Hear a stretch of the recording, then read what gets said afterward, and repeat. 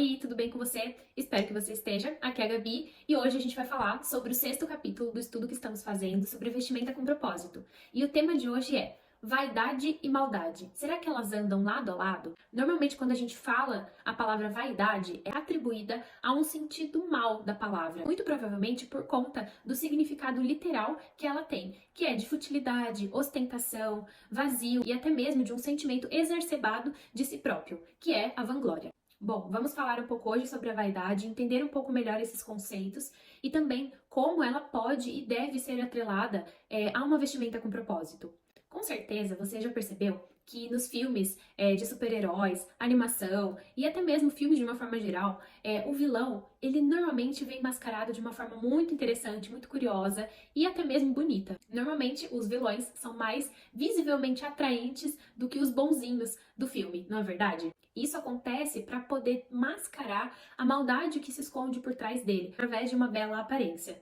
No Antigo Testamento, há pelo menos 4 palavras que podem ser atribuídas à palavra vaidade, e uma delas é o significado de suspiro, sopro, neblina, que remete muito à fragilidade humana e à futilidade dos desejos carnais. A vaidade se encaixa nos 7 pecados capitais, e até em muitas religiões ela é tida como um dos piores pecados, justamente pelo fato da pessoa que tem a vaidade comparar a uma grandeza divina, ou seja, uma auto-idolatria, sempre pensando que consegue ser melhor do que o outro e até mesmo do que o próprio Deus. Vestir-se bem é apenas um dos artifícios que uma pessoa vaidosa usa para fazer com que os outros pensam sobre ela seja aprovado. É uma pessoa constantemente preocupada com o julgamento alheio, pois tem muito medo de ser rejeitado. Dessa forma, acaba usando a sua imagem como forma de rede, a fim de prender o que nela cai para poder conseguir os seus objetivos.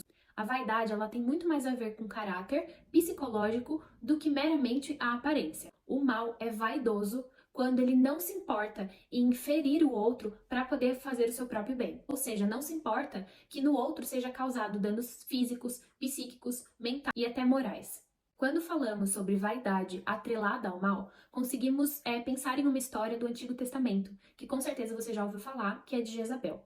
Jezabel, ela foi um símbolo de idolatria e corrupção. Jezabel era uma princesa, filha do rei de Sidônios, um sumo sacerdote pagão. E ela se casou com Acabe, que era rei das províncias de Israel, mas que por conta da sua personalidade e sua fé rasa, acabou se corrompendo por conta da própria mulher, trazendo, por exemplo, o culto a Baal em Israel. Além de Jezabel querer adorar os próprios deuses, como Baal e Azerá, fazendo rituais abomináveis a Deus, como, por exemplo, sacrifícios de crianças, ela ainda queria profanar o nosso Deus, o Deus de Israel. E a maldade de Jezabel, ela não era só espiritual, ela era também moral. E dentro da sua história, há muitos episódios em que ela acaba usando do poder que ela tinha para conseguir o que ela queria, manipulando as pessoas, também chegando a ponto de matar, como foi o caso da vinha de Nabote. A Bíblia conta que Jezabel, ela alcançou um poder e um status que apenas os homens naquela época conseguiam.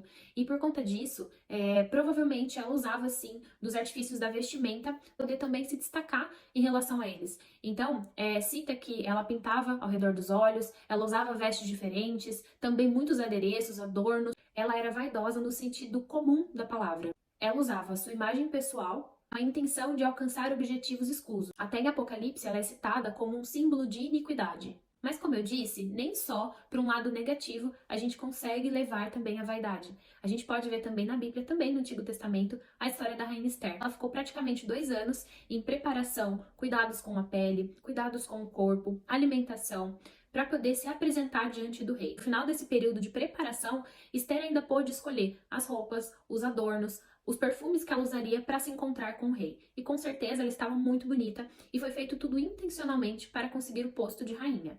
E também uma parte curiosa da história de Esther, quando ela precisa chegar até o rei para clamar em favor do povo, a Bíblia nos conta que ela se veste das melhores roupas dela, com suas vestes de rainha. E dessa forma ela é notada pelo rei, que a convida para conversar. Algo que não era comum e que ela corria risco até de morrer por chegar até a presença dele. Mas ela usa a vestimenta dela de uma forma estratégica, para alcançar realmente o olhar e o favor do rei. Como consultora de imagem, eu penso que ter autocuidado, cuidar da nossa aparência, nos arrumarmos, cuidarmos das nossas unhas, dos nossos cabelos, escolhermos nossas roupas com atenção, é um ato de amor, né? E no mundo que a gente vive, onde há tanta corrupção, tanta maldade, tanta falta de empatia. Isso também, olhando para a história de Esther, que se cuidar da nossa imagem pessoal fosse algo abominável a Deus, ela não teria conseguido exatamente o que o povo precisava. Mas ainda assim, tendo como base a história de Esther, que é um exemplo realmente de como a vestimenta a ajudou a conseguir favor diante do rei e salvar, né, o povo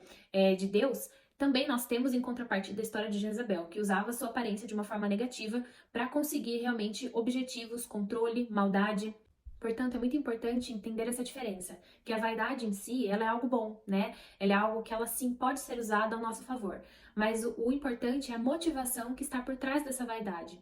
Então, quais são os nossos objetivos na hora de nos cuidarmos? Quais são os nossos objetivos na hora de fazermos a nossa unha, escolhermos um adorno, pintar ou não o nosso cabelo, usar ou não um batom, escolher ou não determinada roupa? O intuito, o propósito na hora de se vestir é, na verdade, o que vai gerar um sentimento e um reflexo para o outro que nos vê. Talvez hoje você tenha usado aí a sua vaidade para o sentido negativo. Ou assim como Esther, você está usando a sua vaidade de uma forma positiva, a fim de realmente comunicar os atributos aí de Deus que tem dentro de você. Mas é claro que existe sobre a mulher cristã um fardo muito grande sobre a vestimenta. E é por isso que no próximo capítulo a gente vai falar sobre a modéstia cristã.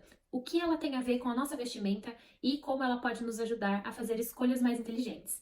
Se você está gostando, deixa aqui o seu curtir e também envie para uma amiga. Um beijo e até mais!